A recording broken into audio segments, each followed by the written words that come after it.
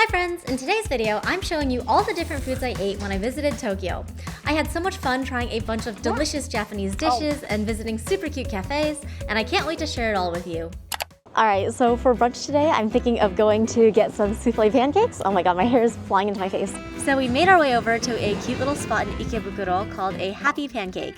Alright, we made it. Evidently made it through like a strange side alley entrance, but that's okay.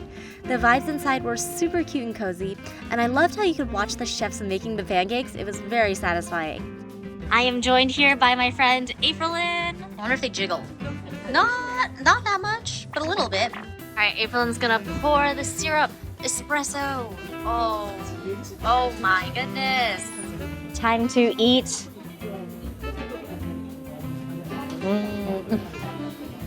Oh my god. That's so good. Lots of whipped cream too. Oh my god. It's even better with the whipped cream. The pancake itself was delicious, super fluffy and the perfect level of sweetness. The fruit was a bit sour for my taste, but hey, the restaurant is called a Happy Pancake and not a Happy Fruit, so I really can't blame them too much. And at the very least, the fruit made the pancake look super aesthetic, which is worth something. This is a big bite. All in all, it was a delicious meal to start the week, and I would say I was a very happy customer at a Happy Pancake. Oh, so good! After eating my fill, it was time to explore some of Tokyo. I visited Koishikawa Korakuen and it was gorgeous. I'm so glad that I made the trip. This is such a cool park. So even though you can still see some of the buildings and stuff, they have a lot of walking paths that are designed so it almost feels like you're actually, I don't know, in nature or something. I dig it. Also, when I visited, the park was hosting a postcard stamp rally. Each stamp added a new color to the picture on the postcard, and when you put them all together, it made a super cute little souvenir. One postcard stamp rally complete. Very cute and very full. After completing my postcard, I was starting to feel a bit tired. So when I saw this beautiful tea house located right next to the park, I knew it was time for a break. This was a traditional shoes-off tatami mat kind of place, and it was so peaceful, especially with the gorgeous views of the park right outside. The matcha smells so good.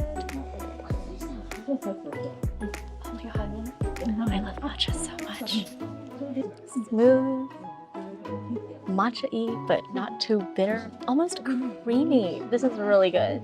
I'm unconvinced that the gold flakes are adding anything, but I'm having a good time. The traditional Japanese sweet was also really cute, but not nearly as memorable to me. I remember it mostly tasting like sweet, but it did pair nicely. Overall, the tea house was a bit on the pricey side. You're definitely paying quite a bit for the vibes, and also probably the fancy matcha, but definitely the vibes. And after a bit more wandering around Tokyo, soon enough it was time for dinner. Alright, and for dinner today, we're gonna get okonomiyaki. We actually tried to come here once before, but they were too busy, so hopefully this time it'll work out. This spot also had the traditional shoes-off setting, which seemed to be the theme for the day. I promise it's not that common, it's just kind of a funny coincidence to hit two on the same day. It definitely adds to the vibe, but low-key my knees are a bit tired of crisscross applesaucing the whole time. Yay, so cute! So this is actually only my second time having okonomiyaki, and I think this is like a cook-it-yourself kind of place. For our first okonomiyaki pancake, one of the staff members kindly demonstrated how to cook it for us, probably since we kind of looked a bit clueless. Wow! Alright, it is time to try our okonomiyaki. Wow. Oh my god, that's so good. Great flavors. Alright, now with the sauce. Yum! I have to admit, okonomiyaki sauce slaps. I feel like it just completes the dish. For the second pancake, we actually cooked it ourselves, and low-key, I do not trust myself enough to cook this meat, so Aprilyn's gonna cook that. Wow, what a pro! Alright, now get the very hard job of mixing it up. Dude, my arm's getting a workout. I'm mixing it. I feel like there's something extra fun about cooking the pancakes right in front of your own table, you know? Alright, time to eat once again. The pancakes that we cooked were quite delicious as well, and honestly, it was a 10 out of 10 experience. Would flip pancakes again. Oh my god, that place was so good. I'm so glad we came, and I definitely understand why they were full the last time we went. The next day, we decided to take it easy and explore the neighborhood by our Airbnb. So today, I'm feeling motivated to get some work done. So I'm gonna go to a super cute coffee and brunch place that was actually located on the second floor of an apartment building. Unexpected, but a really nice hidden gem. The vibes of this place were actually really good, like the lighting was super cozy, and I felt like the cafe jazz choices were great. You like jazz? I ordered a lunch set, which comes with one of their 2 main entrees and your drink of choice. I chose their hot black coffee of the day because I am kind of a coffee snob, aka a weirdo who likes the taste of bitter bean juice. But let me tell you, the coffee was good. Rich, chocolatey with a bit of floral notes, and not really that bitter. I really enjoyed it. All right, time to eat.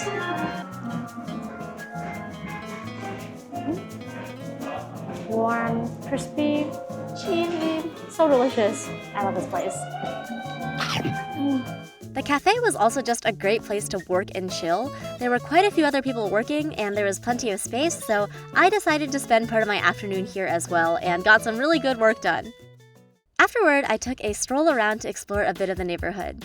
There was a beautiful little shrine nearby, and I learned that it was actually founded in the 1300s. I feel like it's super cool seeing places with so much history mixed amongst all the modern buildings in Tokyo. And speaking of modern, I also stumbled upon a piece of modern art nearby. Very unexpected, but also very cool. And for dinner, we decided to go back to one of my all-time favorite places, conveyor belt sushi. We're back again. Woo! Here's how it works. You place your sushi order on the tablet by your seat, and the sushi zooms over on these adorable little trains. Oh yeah, here we go. That's my sushi. All right, it's sushi time. Let's go. My favorite, salmon with onions and chili oil. Yep. That's my favorite for a reason. If you've watched any of my other Japan videos, you know I love this place. The fish in Japan is so high quality, it's fresh, flavorful, and also surprisingly very, very affordable. Like, it doesn't really feel fishy at all. Oh my god, this is about to fall. I'm like a little bit of an incompetent food creator, but that's okay. Oh, wait. That's so good. Almost like steaky, which I guess is why it's called tuna steak. Blah. Sushi in Japan is just so good. The tea is even good. All right, my plates are stacking, starting to get full. Still eating though.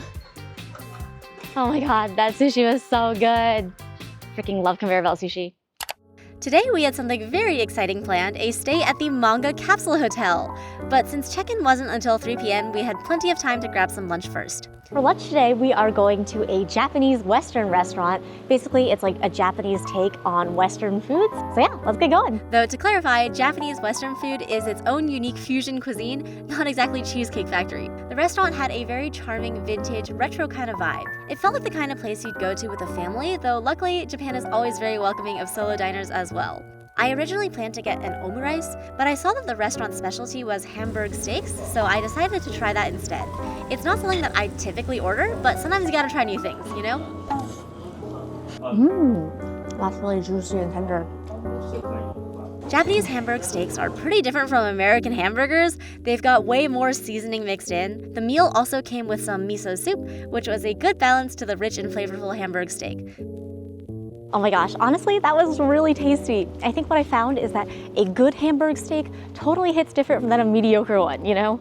After lunch, we made our way over to the Manga Capsule Hotel. I won't go into too much detail here since I posted a whole video about it, so if you haven't seen that yet, definitely check it out. But spoiler alert, it was super cute, very cozy, and a lot of fun. If you're into manga or unique Japanese experiences, I'd highly recommend. All right, now that we've finished exploring the hotel, it is time to go grab some dinner. I'm starving. All right, I'm thinking we go get some ramen. Yay, we made it! Let's go check it out. I hope it's open. Closed! All right, well, that was a tad bit unfortunate, but luckily there are plenty of ramen shops in Tokyo. So on to the next. Wait, that ramen sign is so cute. For dinner, we went to Totoko Ramen, a super cute, cozy, small ramen shop near the Manga Hotel. Totoko specializes in chicken-based ramen. Typically, I'm not as into chicken-based broths, but this one was really good. Yum. Interesting. It's like lighter than tonkatsu. It was rich and satisfying without being too heavy, like a perfect balance. I also loved how they had a huge selection of toppings to choose from. All in all, it was a really nice meal to warm us up on a cold day. Good morning. So today is a bit of a stay at home and edit kind of day, which means for my morning coffee, I'm just gonna go grab something from the konbini. Japanese convenience stores are truly so convenient. There's so many good options. In fact, I even made a video where I only ate Japanese convenience store food for an entire day. And spoiler alert, it was actually surprisingly good. All right, today I decided to try a hot coffee. It's kind of more warm than hot at this point, but we'll see how it tastes. I can't open bottles. Okay, we did it. I think the taste of the coffee itself is very light and mild. I feel like sometimes the black coffee in Japan tastes a little bit like they added water to it to me. I wouldn't be surprised if they did, but you know, it's okay, I'll still drink it all. And soon enough, it was time for lunch. I decided to pop into this udon place, which seemed to be really popular among the locals, so therefore you know it must be good, right? I decided to order the meaty udon. All right, let's give it a try. The chef did recommend for me to mix it up, so I will do that. Nice meaty flavor. I also got a fried maitake mushroom. I gotta say, I really like how the crispiness of the tempura contrasts with the, I don't know, soupiness of the udon. I do wish it was a bit warmer though. Unfortunately, I think I ordered the wrong thing for like my personal taste because typically udon comes in a pretty light dashi broth, which I love, but I decided to order the meaty udon and well, it was very meaty and salty and not very light. And you know, it's definitely my own fault because I'm literally the person who ordered the meaty one and not the regular udon, but overall, it was an enjoyable meal and I would probably come back again, but I would definitely order something else. In the afternoon, I decided to just walk around the neighborhood to get some more steps in. There's just something so pretty about Japanese neighborhoods. Somehow every single street just looks super Instagrammable. All right, so for dinner today, we are going to Yoshinoya, which is a beef bowl place. And I'm really excited because their food is always so warm and tasty, and it is a chilly fall day. Let's go eat. Okay, so this is their limited edition sukinabe. Sukinabe is a mini hot pot filled with beef, veggies, and udon simmering in a rich, flavorful sukiyaki sauce. I'm pretty weak to heat, so I'll like fish out, you know, some of the veggies, and then I'll put them in my rice bowl and leave them there to cool down. But I'll like slowly add more in a rotating fashion so that the ones that are the closest to me are the ones that have cooled down the most. I don't know, I personally think this is pretty clever. So they also provide a raw egg, and the way you're supposed to eat it is you crack it, then drop it in, and you mix it up. And then you take some of your meat. Oh, that's a lot of meat. You take some of your meat, you dip it in the egg, and then you eat it. Itadakimasu. It's so good. It's actually like a really big chain in Japan, but that doesn't mean that it's not good, you know? And the best part is this whole meal was only 877 yen, tax included, which is like $6 US. It's so affordable and satisfying. I really enjoyed it. So good. Oh my gosh, that food was so yummy. Really fills my heart, you know? I'm ready to go home and sleep. Hi friends, so for today's lunch, I'm thinking of getting tonkatsu because I'm feeling really hungry and it just sounds yummy. Tonkatsu is a Japanese dish made of deep fried pork cutlet and it is delicious. It's one of those foods where I feel like the hungrier you are, the better it tastes. And okay, I know that might be true for like most foods, but I feel like it's extra true for tonkatsu.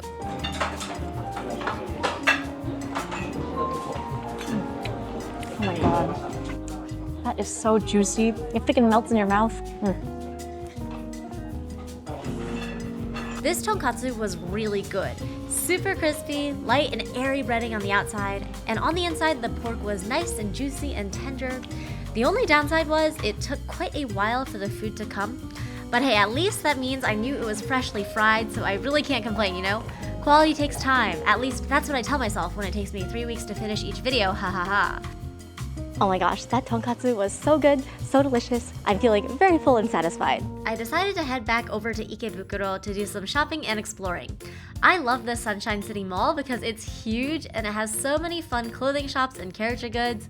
There's the Pokemon Center, of course, a super cute Studio Ghibli store with a ton of different merch, and a lot more. Oh, it's Wooloo in a Christmas outfit. Dude, I love the Mofusan cats. That Kirby light is so cute too, I love that. But my favorite store of all is probably the Gachapon store. I think my favorite is the fluffy souffle pancakes. Let's go! Who did we get? We got the egg sandwich one. I just love Gachapon bags. They're so practical and so cute, you know? And after a long day of shopping, I was getting quite hungry and it was time to get some dinner. I decided on ochazuke, a warm Japanese dish where green tea or dashi broth is poured over rice and various toppings. Alright, so first, supposed to try the toppings by themselves. Big karage. Oh, that's yummy. That's delicious. And then you're also supposed to try the rice by itself. Got some sesame rice. Oh, you know, at first I was gonna be like, this just tastes like rice, but it does indeed taste like sesame rice. And I guess the last step is to try them together. Oh, you gotta press the button. Okay, try again. Yay, ochazuke. Less aesthetic than I anticipated.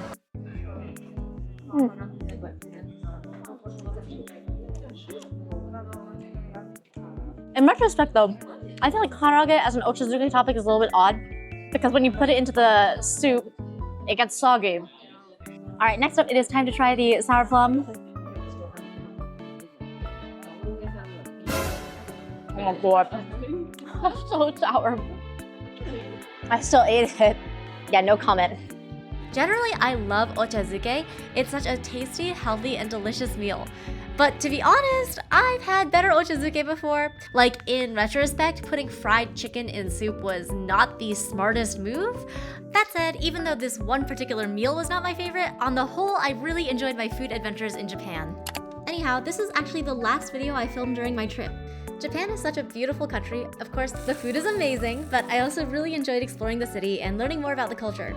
I know a lot of people enjoy traveling to different places, but for me, I always just want to go back to Japan. Spoiler alert. Anyways, thank you so much for watching. I hope you have a wonderful day, and I hope to see you next time. Bye!